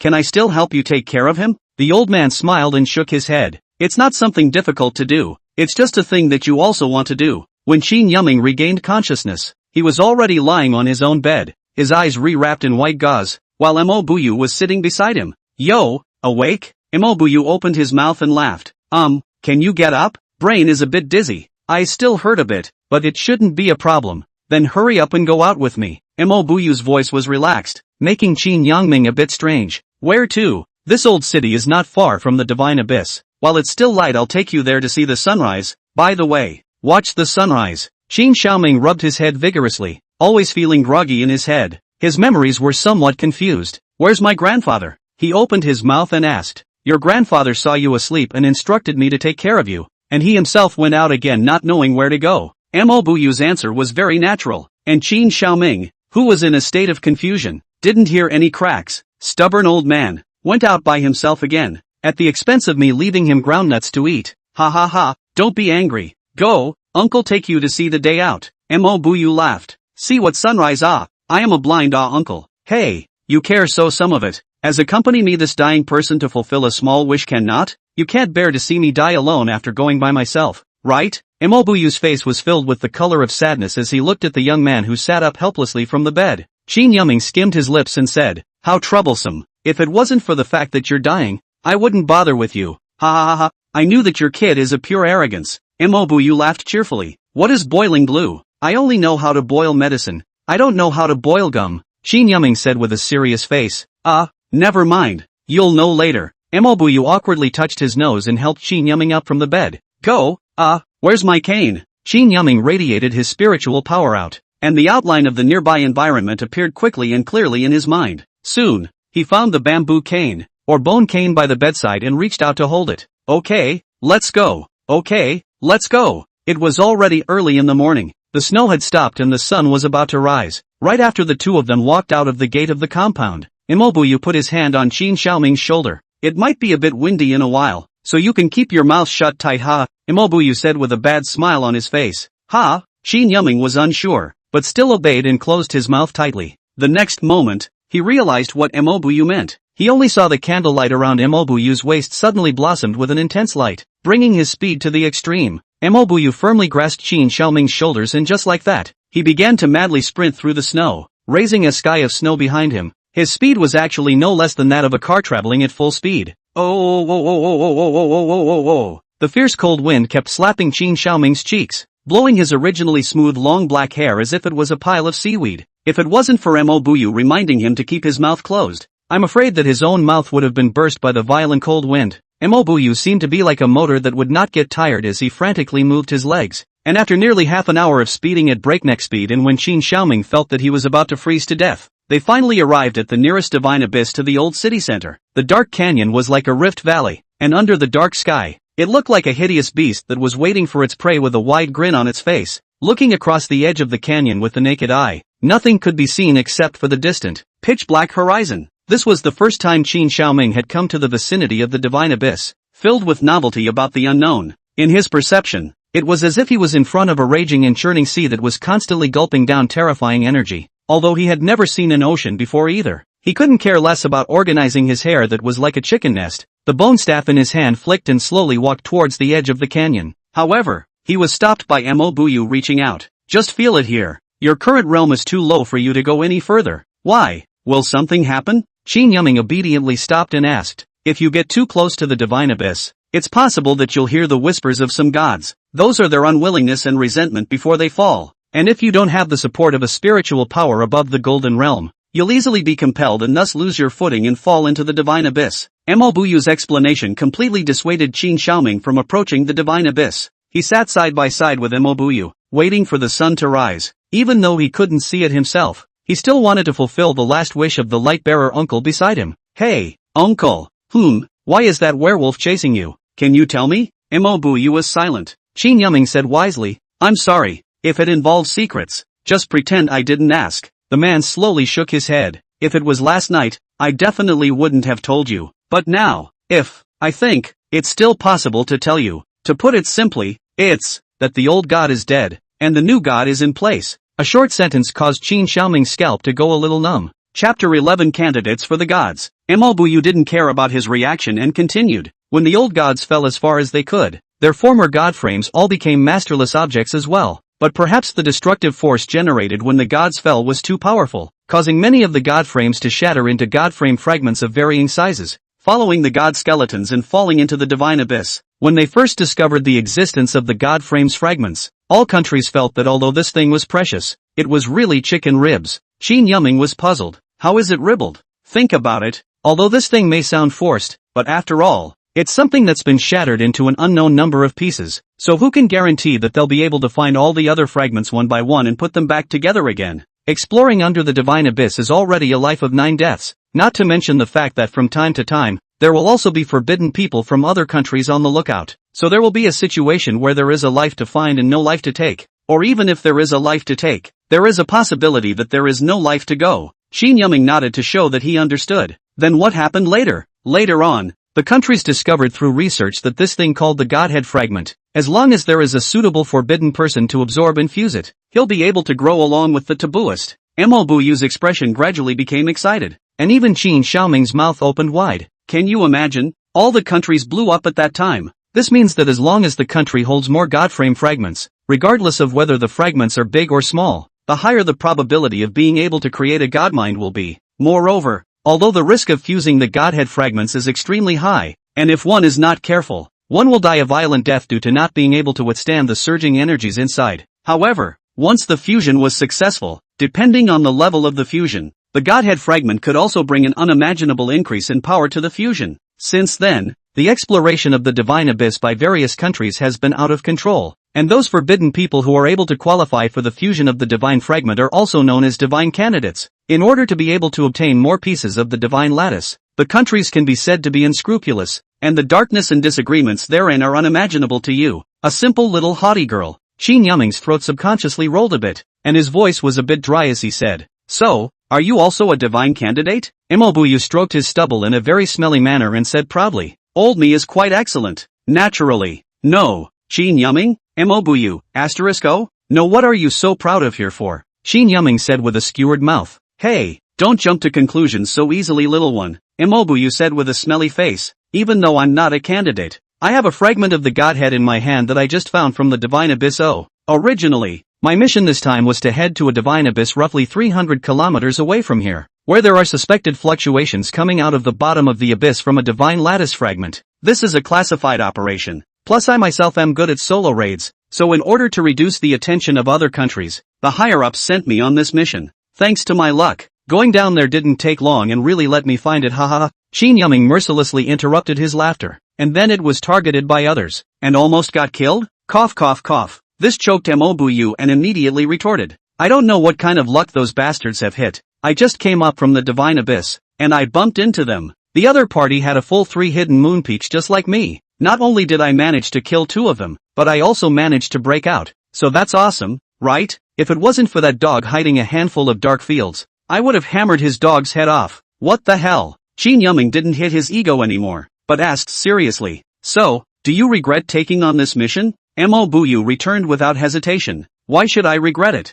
Not to mention whether I have the right to refuse. Even if I did, I wouldn't refuse. If Laozi's life can make our country 1 millimeter stronger, then even if I were to be asked to go and do battle with a real god, Laozi would never frown. The only thing I'm thankful for is that I'm still an old bachelor up to now, and I have no worries, or else I really can't bear to die. Saying that, Imobuyu took off the lamp on his waist and took out a black fragment of an unidentifiable material from the candlelight. It was about 5 centimeters in length and had an irregular shape on the edge. If I can go back alive, I'll have to give me another first-class merit anyways, haha, that's just it. Then, only to see Imobuyu suddenly gently toss the piece of debris towards the teenager beside him. Qin Xiaoming's sharp perception steadily caught the flying fragment with a shocked face. He was able to clearly feel the terrifying energy contained within the fragment. What are you doing? I want to ask you for something, Imobuyu said seriously. What is it? Qin Xiaoming only felt his mouth dry. I've accompanied you to watch the sunrise. Don't give me an inch. This is really the last thing. Please, child. Imobuyu's voice was low and hoarse, with a hint of supplication. Qin Yuming frowned in silence, and after struggling internally for quite a long time, he finally sighed deeply. You say it, as long as I can do it. Thanks. You can definitely do it. And only you can do it. Imobuyu said gratefully. What is it? Qin Yuming said softly. Imobuyu pointed at the black fragment in Qin Yuming's hand. Eat it. I have chili noodles or something here if you think it's too dry. Imobuyu said and pulled out a whole bunch of condiments from the bronze lamp. Oil, salt, soy sauce, vinegar and all sorts of spices. Then looked at Qin Xiaoming with an expectant face. Qin Xiaoming, on the other hand, had a devastated look on his face. I eat your grandfather. Don't be angry. I heard them say that this thing looks quite hard, but when you eat it in your mouth, it will become as soft as jelly and melt in your mouth. Imobuyu hurriedly persuaded. You just made this thing sound so lofty, but it turns out that this thing is for eating? Are you fooling the ghost, Imobuyu? Qin Yuming felt like his intelligence was being insulted. I really didn't lie to you. The only effective way to fuse this thing is to eat it in. After eating it in, it will transform into a pure energy that manifests and exists in your consciousness, growing along with your strength. Qin Yongming managed to calm down and asked with a dark face. Why me? Because you are a child of a god. Although you are adopted, you are also inextricably linked to the gods. I think your success rate should be a bit greater than that of an ordinary forbidden person. And I can tell that you actually have a very great interest in the existence of the light bearer. Your kid's bones are a good person. So, consider this a big gamble that I made before dying against the orders of my superiors. Qin Xiaoming, I now extend an invitation to you in my capacity and authority as a senior combatant of the Light Enforcers. I invite you to join the Lamp Deacons organization and become a new one of the Chinese Republic's divine candidates. Of course, this is just my wishful thinking. You can refuse. As I said, you have the right to choose. And from today onwards, even more so. Imobuyu's gaze was unadulterated, like a pious martyr. On the distant horizon, a warm red light rose. He didn't urge the teenager in front of him any further. He just waited quietly. Qin Yuming felt Imobuyu's sincere gaze, as well as the fire of life that was about to be extinguished, and finally made his choice. He swallowed the fragment in one gulp. As expected, just as Imobuyu had said, the fragment transformed into a ball of pure and violent energy after entering his mouth, rushing straight to his brain in a vain attempt to pierce through his mind. But just after entering his mind, was the sudden appearance of a gold and silver too light to the dead on the ground friction, crazy pounding, like in the forging of a piece of scrap iron. Not long after, that caused countless taboo people to drink hate and end of the gods' frame fragments, like a angry little girl, very good behavior into the original fragments of the original appearance, honestly curled up in the corner of the world of Qin Xiaoming's mind. Before Qin Yuming could figure out where those two rays of light came from, Imobuyu suddenly reached out and ripped off the white veil over his eyes. Qin Yuming was startled. What are you doing again? What answered him was Imobuyu's gradually weak and hoarse voice. Look, it's dawn. Chapter 12 Departure and Arrival. A brilliant red light broke out from the distant dark horizon. It carried an incomparably warm glow that illuminated everything in the world, and also illuminated Qin Xiaoming's eyes. The teenager's originally tightly closed eyes unconsciously opened under the urging of the warm sunrise. His right and left eyes had two flashes of gold and silver respectively, before revealing deep and clear black pupils. This is... Qin Xiaoming lost his words for a moment. He was completely unable to find words to describe what he was experiencing right now. The scene in his eyes at this moment was completely incomparable to the black and white outline he had formed in his mind earlier by relying on the radiation of his spiritual power. The vivid images, the brilliant sunrise and the dazzling sunlight all impacted the depths of his soul, hitting his lungs straight to the core. The original world. This is what it looks like. So wonderful. So crazy. Suddenly, Qin Xiaoming subconsciously thought of that pale figure in his mind. Thinking of everything that happened last night, he slowly twisted his head to look at his side. A middle-aged man with a gray face, stubble all over his face, and a breath that was weak to the extreme, was looking at him with a face of pity and guilt. Qin Yuming did not appear the anger and uncertainty that Mo Buyu had imagined, but said softly, "My grandfather is gone?" Mo Buyu hesitated for a moment before nodding somberly. "Gone. How did he go?" Turned into a clear light slowly dissipated between heaven and earth. "Like a god. Before he left, he also left a sentence for you." Qin Yuming wiped the corners of his eyes with force and looked at Mo Buyu's gray face. "What did he say?" Mo Buyu looked at Qin Yuming's clear and flawless Danfang eyes and said with a smile, "He told you to use these eyes to take a good look at the world, and then choose your own future life. From now on, do what you want to do." After a long silence, the teenager finally skimmed his mouth, and his voice trembled a little. "Stinky old man, who cares about these eyes? Since sooner or later you were going to leave me on my own, why did you pick me up then? And why did you raise me for so many years?" Qin Yuming's tears began to flow down at some point and he sat down on the ground at a loss, looking at Mo Buyu. "What gives you guys the right to leave me behind?"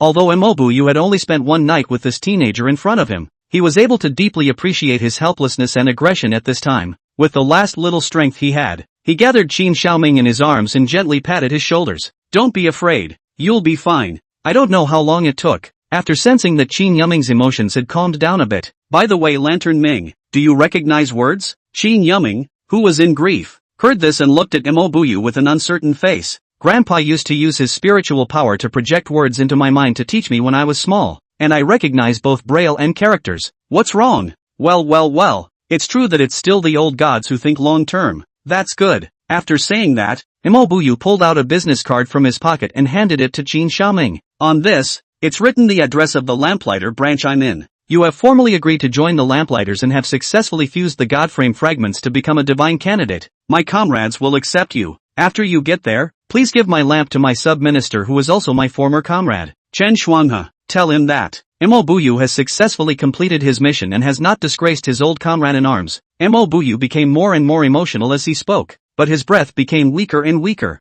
In the last moments of his life, he held Qin Xiaoming's hand tightly. "Kid, quickly, follow me to recite the oath." Qin Xiaoming looked at him and gently nodded his head in agreement. He was going to give this dying life one last ride. Above the divine abyss. Within China. Above the divine abyss. Within Huaxia. Execute the lamp and walk at night. Walking by night with a lamp. 100 no. Forbidden. 100 no taboos. After watching Qin Yangming say his last vow with his own eyes, Mo Buyu finally revealed a satisfied smile. "Good. What I can do, I've done it all. I hope that you can bring the country and the people a true long peace in the family. I'll rest first." Rustling, the candlelight of the bronze lamp went out completely, just like the slowly closing eyes of the person holding the lamp. Mo Buyu died with a sprightly smile on the corner of his mouth. The young man's grandfather also died. In just one night's time, the only two people he had crossed paths with in this world had both left him. Qin Xiaoming sat beside him with his legs wrapped around him, his eyes staring silently at the rising sun. From the day his grandfather's body started to get sick, he knew that this day would come sooner or later, but he didn't expect it to come so quickly, so suddenly. In this world, only he himself was left. I don't know how long he sat there, until the sun was high in the sky. When the sky was bright, Qin Xiaoming slowly stood up. He picked up Mo Buyu's bronze-carrying lamp and hung it around his waist, holding the bone staff given to him by his grandfather. He wanted to carry Mo Buyu's remains on his back and bring them back, but just as he bent down, his keen sense of hearing caught the roar of some kind of engine that was rapidly approaching towards him. This sound he had occasionally heard on his way to buy medicine. It was the roar of a motorcycle. He raised his head toward the source of the sound. A slender figure clad in a dark blue cloak was driving a streamlined silver-white motorcycle sports car, raising a sky of smoke and snow behind it as it raced towards his position. The roar of the engine shook Qin Xiaoming's ears a little. Squeak, ear-piercing brakes sounded, and the silver-white motorcycle stopped not far in front of Qin Yangming. The dark blue cloak was lightly flung, and the tall figure lifted her legs and stepped down from the seat. Standing opposite Qin Yangming, slowly removing the hood on the cloak, the dazzling silver hair was tied high into a ponytail, like a noble flag.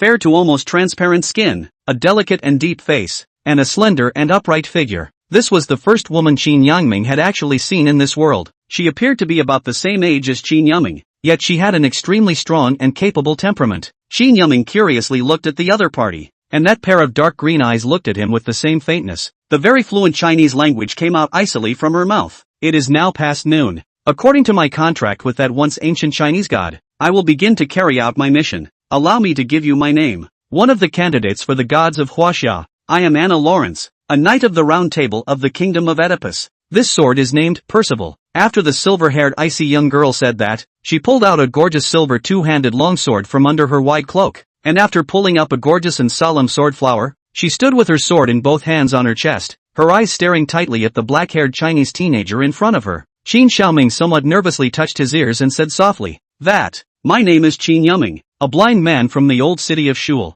No, not blind now. Before we start fighting, can you tell me what you are here for? The young girl did not laugh at his haste, but answered seriously. The purpose of my trip is to recover the Godhead fragment for the kingdom. Qin Yangming froze and frowned slightly. You said, recover? Chapter 13, Warriors and Knights. This is something that Imobuyu fought tooth and nail to find. And you're saying recycle? This fragment isn't yours. Who are you to say the word recycle? Robbing is robbing. Why pretend to be grandiose? The silver-haired girl named Anna Lawrence frowned and said in a cold voice, China's divine candidate Qin Xiaoming, please watch your words. I will not allow you to defame the kingdom a second time. I advise you to voluntarily give up the Godhead fragment and hand it over to me to deal with. Or else what? Kill me is it? Qin Yangming said with a frown. Not just killing you. Anna grimaced coldly, the tip of her sword pointing remotely at the remains of Imobuyu beside Qin Yangming. His corpse, too, shall be completely destroyed. Qin Yangming froze for a split second, then slowly narrowed his eyes and his voice went cold. What did you say? My mission this time is to recover the Godhead fragment while completely wiping out the lamplighter on the Chinese side who carried out this mission. So I'll say it for the last time.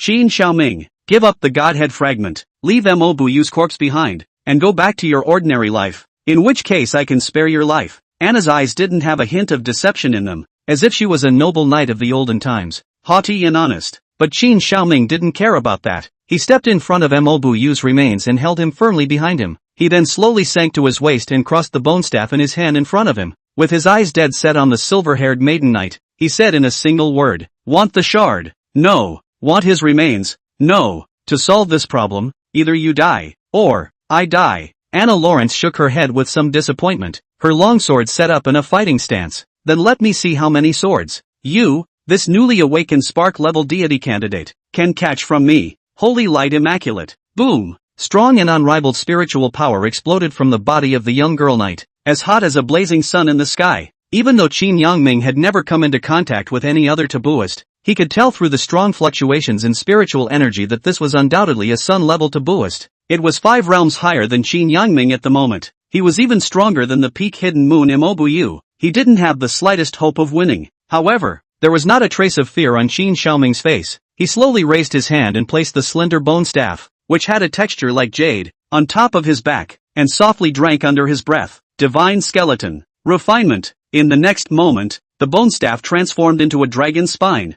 from which countless red bloodlines extended out, instantly integrating into Qin Xiaoming's back, and Qin Yangming's aura skyrocketed, while his figure's physique changed dramatically. Fine and delicate dragon scale lines slowly climbed up the sides of his originally clean and handsome cheeks, adding a bit of wild charm to him. A slender and powerful crimson dragon tail grew out of thin air at his tail vertebrae, reflecting an awe-inspiring cold light in the sunlight. The black hair that was originally up to his shoulders grew rapidly, reaching his waist, like ink splashing in the wind, and a pair of lofty golden dragon horns slowly grew on his forehead, which was covered by his long hair. As for Qin Xiaoming's original clear and flawless black pupils, they also became silver like moonlight, full of subtle colors. Anna looked at the teenager in front of her whose aura had changed drastically, and didn't dare to be careless, using her exuberant spiritual power to carefully perceive his realm at this time. Spiritual power is still at the fire seed level. That is to say, he's already reached a point that makes me nervous and fearful by relying purely on the power of his physical body. If his spiritual power realm is raised to the same level as mine, she really didn't want to imagine what kind of scene that would be anymore.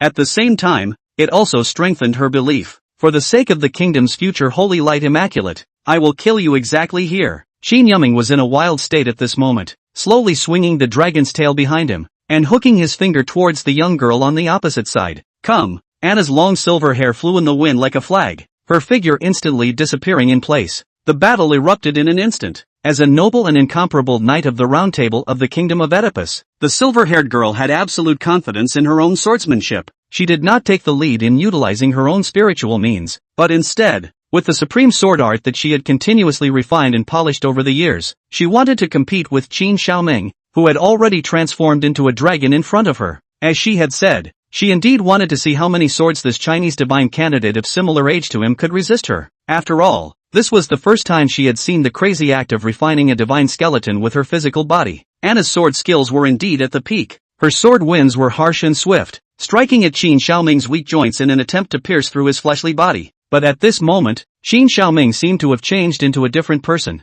His fighting strength was terrifying to the point of being outrageous. He kept adjusting the angle and strength of his punches in order to achieve the effect of causing that ice-cold sword blade to deviate from its path. As for the places outside the vitals, those dragon scale-like lines would help him block all the sword chi. For a while, sword light and fist shadows raged and churned. After dozens of rounds of fist and sword combat between the two of them, Qin Xiaoming grinned at the corner of his mouth and began his full output. At this point, he had completely figured out the silver-haired knight's sword art trajectory, only to see that Qin Yangming's eyes, which were originally silver, had slowly transformed into a golden color. This is the most precious gift and shelter that his grandfather left for him. Using his fleshly body to fuse the divine skeleton for refining, he could transform his body into a dragon, and his body was as invulnerable as electricity. His right eye was moon silver, granting him terrifying dynamic vision that could gradually see through all of the opponent's tactics and maneuvers through battle, and at the same time could bring about different increase effects based on his own spiritual power realm. His left eye was young gold,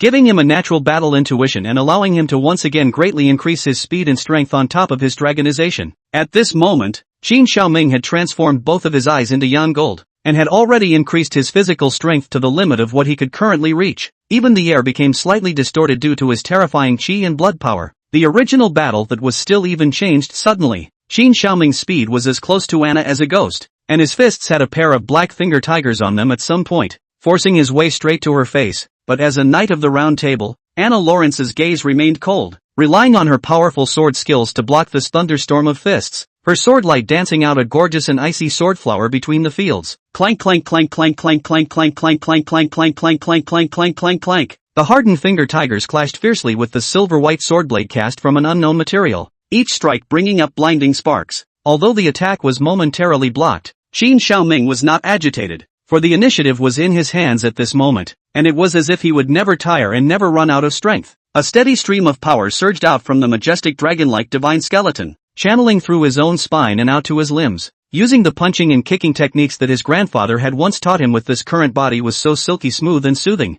Right now, his body was the fiercest divine weapon in the world, as Qin Xiaoming's punches became heavier and heavier. Although the silver-haired girl's sword skills were strong, her physical strength began to gradually run out. Judging by his current punching power, if I make even the slightest mistake that leads to being hit by a punch, I will surely end up with serious injuries and broken bones, the young girl calmly analyzed in her mind. In the long run, the victory will definitely belong to this Chinese god candidate in front of her. This is as a proud knight of the Round Table, holding the name of Percival Anna Lawrence will not allow the end. She began to silently mobilize her own exuberant sun-like spiritual energy and gathered it on the blade of her sword. Get out of here! Boom! The intense spiritual energy wrapped in the icy sword she chopped at Qin Xiaoming, which he dodged away with extreme speed, only to see that after Qin Xiaoming had just dodged the terrifying sword chi, countless waves of generalized sword chi instantly came splitting in front of him. After slightly sensing the terrifying spiritual power attached to the sword chi, Qin Xiaoming had to choose to avoid the front line for the time being. Although the probability of these sword chi not being able to break his defense, the spiritual power on top of it was something that his current realm could not withstand. His pupils instantly changed to the color of moon and silver, opening up his terrifying dynamic vision, instantly making the sky full of sword chi traceable. Relying on his moon-silver pupils and the sharp perception he had cultivated in the darkness over the past 16 years, his figure was like a falling leaf, undulating in the sea of sword chi winds and waves, and he actually dodged all of the sword chi. After dodging the last sword chi in the side, Qin Xiaoming twisted his head, his eyes turned from silver to gold, his body instantly speeding up, ready to completely resolve the battle. However, he saw that Anna Lawrence had already torn off her dark blue velvet satin cloak, revealing her exquisite figure wrapped in a strong suit, perfectly interpreting what is the Western aesthetics of plump breasts, curvy buttocks and long legs. only to see that she stood with both hands holding her sword in front of her chest with her eyes closed, and on top of her right hand's small arm she wore an exquisite plate armor armguard, which was carved with a divine pattern on it, and at this moment, the pattern on that silver-colored armguard was faintly shining with divine light.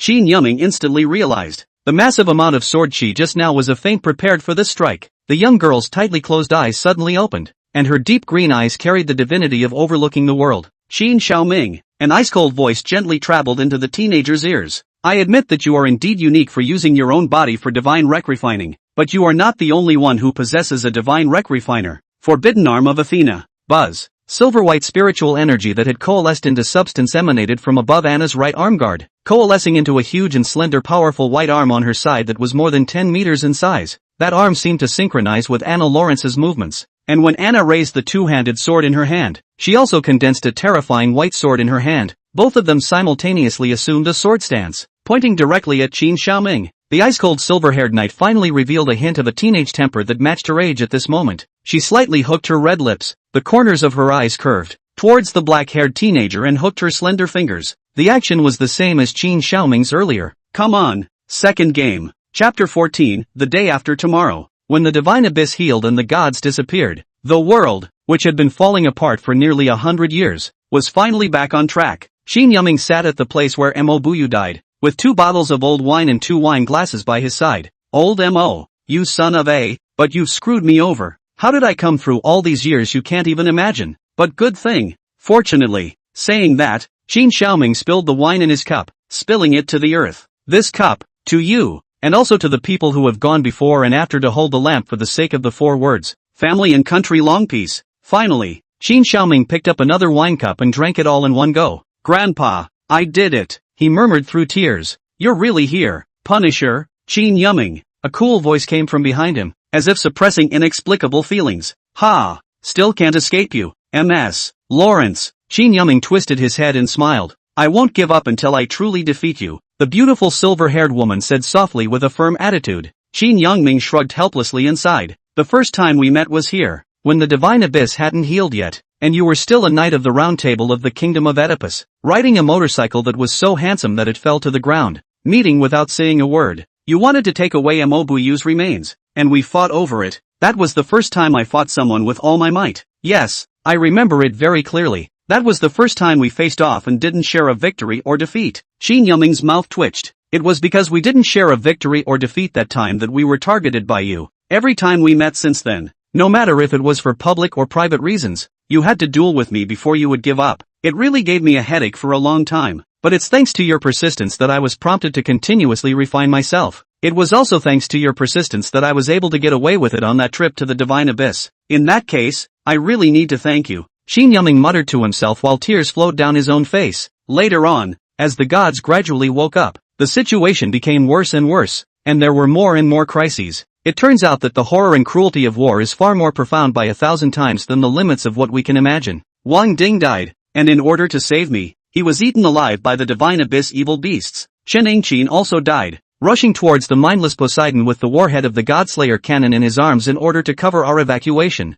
Mr. Els died, to save me. Zhang Tiansheng died, to save me. Fatballs died too, to save me. People I know, people I don't know, countless people, all threw away their lives for me. The so-called hope. They say I'm hope. I never felt that way. Where would there be hope that survives by sacrificing the lives of others? Is such hope even hope? Then I grew to understand that I was not worthy of being their hope. There is only one thing I can do. That is to break the necks of the mad gods, one after another. Flesh and blood them. Melt them into this fragmented and weak world. Repair it, save it. Only then, in my heart, can I gain a little bit of peace? Anna watched his muttering appearance and pursed her lips tightly. She then moved her slender legs and walked to Qin Yangming's back, slowly sitting down. A pair of jade arms gently wrapped around Qin Yangming's waist and rested her head on his shoulder. Don't be sad. I'll be with you, until the end of the world. Qin Yangming was stunned and finally released a smile. He gently held the hands on his waist and smiled. Good. End of this book.